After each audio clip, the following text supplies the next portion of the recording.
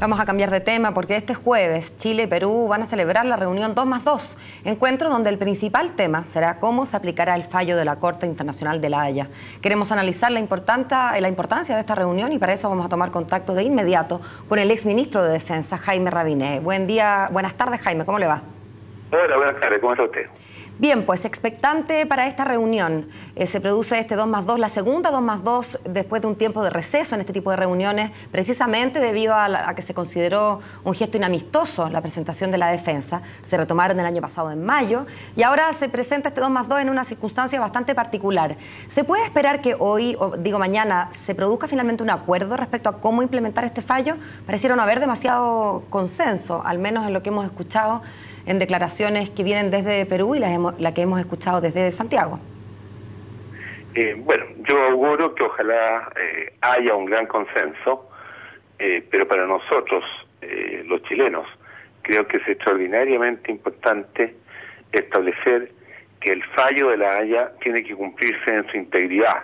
Esto es, no en la parte que pueda convenirle a un país, en este caso Perú, y dejar en la duda la aplicación de una parte muy importante de la sentencia que establece que el paralelo que delimita nuestras 80 millas, reducidas ya por el fallo, en mi opinión, injusto, sin voluntarioso, descriteriado por parte de La Haya, se aplique desde otro límite que no sea el hito número 1.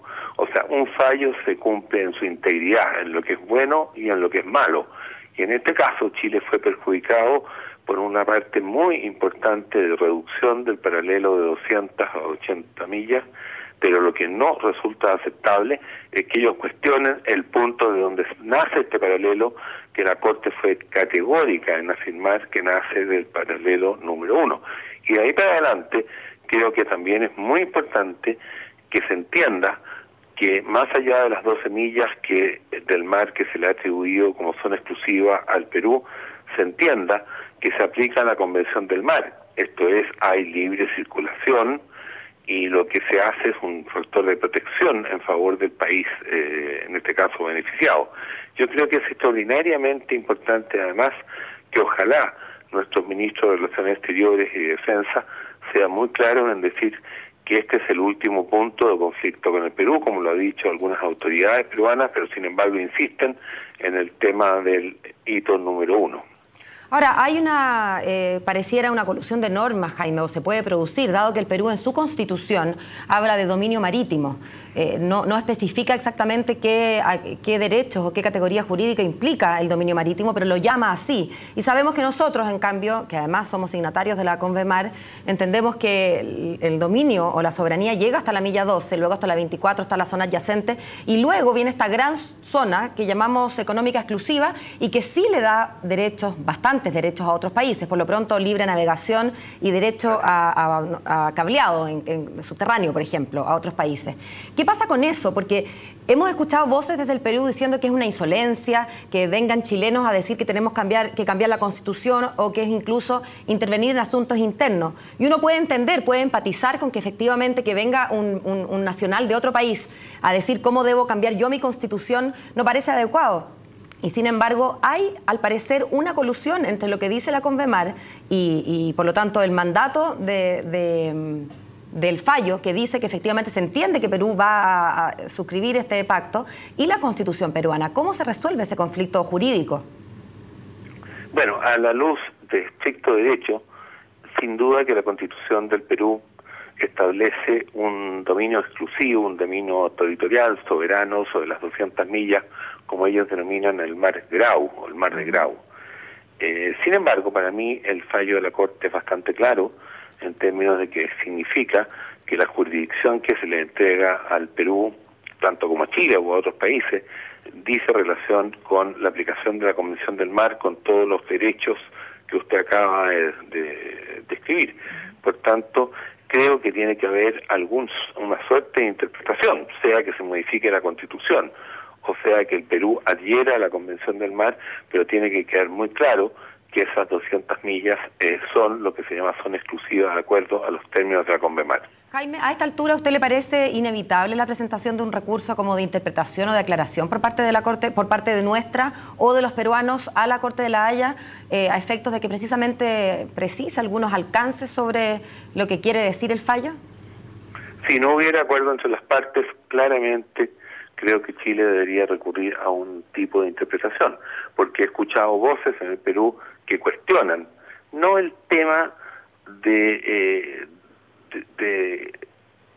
claramente del tema de la Convención del Mar, sino lo que usted narraba en términos de decir que ellos son soberanos, que aplican su derecho, en circunstancias que aquí rigen las normas del derecho internacional.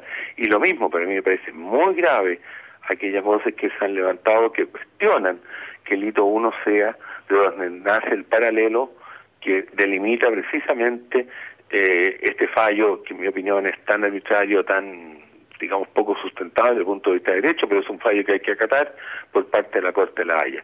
O sea, en mi opinión, o el fallo se aplica en su integridad o no se aplica. Esto es, nadie puede aplicarlo en lo que le conviene y en lo que no le conviene. Y para mí es claro que más allá del tema del famoso triángulo que argumentan los peruanos, la Corte fue clarísima en destacar que las 80 millas de zona exclusiva que pertenecen a Chile nacen del paralelo que se origina a partir del hito número 1. Pareciera no haber tanta controversia respecto de dónde nace ese paralelo, sino más bien dónde nace la frontera terrestre y por lo tanto el alcance de la ley de Tacna. Lo que hemos escuchado es decir, con toda claridad a los peruanos decir que, de hecho ayer García Belaúnde decía en la segunda que el triángulo de tierra es irrenunciable. Ellos no discuten que el límite marítimo que estableció la Haya empieza precisamente en el hito número 1, pero que el límite terrestre empezaría a regir hacia el este desde el punto Concordia y que eso estaría zanjado así en el Tratado del 29. Todos escuchamos por la prensa, usted obviamente también, que esta era la última controversia limítrofe que teníamos con Perú y sin embargo a las pocas horas del fallo ya se estaba discutiendo sobre el triángulo y los días no han hecho más que ahondar pareciera las diferencias porque ellos dicen que no hay controversia, pero claro, que es de ellos. Nosotros decimos que no hay controversia porque es nuestro. Bueno, es ahí una enorme controversia. ¿Se puede esperar también que se converse sobre eso en este 2+2, dado que el diferendo de la Haya tenía por objeto delimitar o reconocer que había delimitación marítima y no versaba sobre la tierra, salvo en el punto en que la tierra comienza a dibujarse esa frontera imaginaria? A ver, dos cosas. Yo creo que es extraordinariamente importante dejar muy claro que el paralelo nace a partir del hito número 1. La Corte fue expresa en decir que respecto al tema terrestre no se pronunciaba porque no era de su competencia. Yo siento que es el momento que Chile se ponga bastante duro y establezca que con esto se acaban las controversias de acuerdo a lo que han dicho algunos expresidentes del mismo Perú. Si esto no es claro, creo que debemos dilatar la aplicación del fallo, recurrir de aclaración a la Haya, recurrir a quienes sean pertinentes, pero no es posible seguir dejando aristas abiertas con un vecino que siempre ha construido tesis que en el día de mañana pueden resultar en un nuevo conflicto. Yo creo que sería muy importante cerrar el capítulo y decir, mire señor, se aplica este fallo, busquemos cómo aplicarlo, pero se acabaron los problemas. Una suerte de finiquito, ¿me explico? O sea, cuando las partes dicen, mira, ya no hay nada más que discutir y quedamos tranquilos. Jaime, usted entonces es de la opinión que de no zanjarse a la brevedad, digamos, ojalá mañana en el 2+2 o en el corto plazo, el tema del triángulo terrestre, ¿no debería procederse a la aplicación de lo que respecta al triángulo marítimo? Dado que usted lo decía al comienzo, usted entiende que esto debe ser aplicado en su integridad, en lo bueno y en lo malo, en lo que conviene y en lo que no conviene.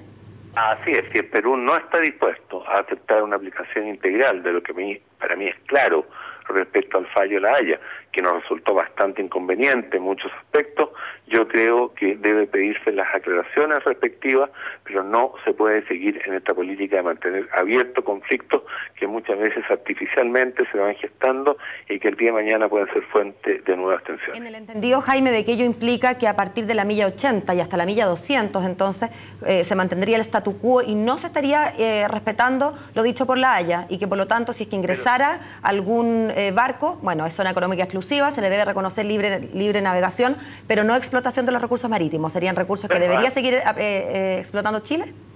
Hasta este momento Chile quien mantiene el control soberano de ese sector y el fallo se aplica en su forma integral o no se aplica. Pero no es posible que se aplique en lo que conviene al Perú y cuestione lo que no le conviene.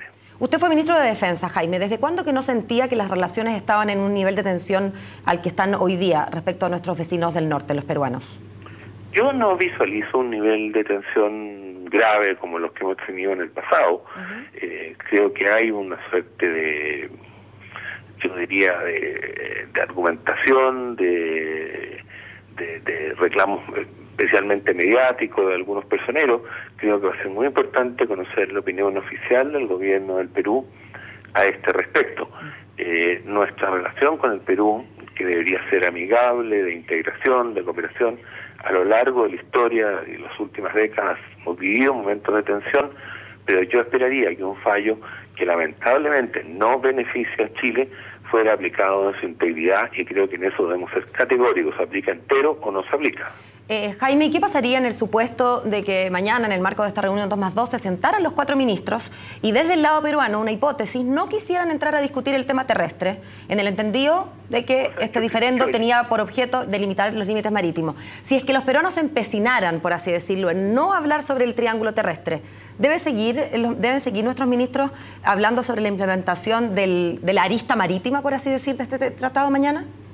Yo sería categórico en decir que esto se aplica entero o no se aplica, y cuando el paralelo, si no sería una idiotez, porque imagínate, el límite marítimo sale del hito 1, y resulta que la frontera terrestre tendría que ser por acte virbiloque, una suerte de caída de entregando prácticamente 2 hectáreas de tierra al Perú. Eso es un absurdo. O sea, si pasa por el hito número 1 el paralelo, ese es el límite fronterizo y se acabó el punto. Bueno, muchas gracias, Jaime Rabiné, por conversar con nosotros, y vamos a estar usted y nosotros atentos a efectivamente la versión y la visión oficial que pueda dar el gobierno peruano a través de su canciller y su ministro de Defensa en el día de mañana, ojalá. Muchas gracias y buenas tardes. Gracias, adiós.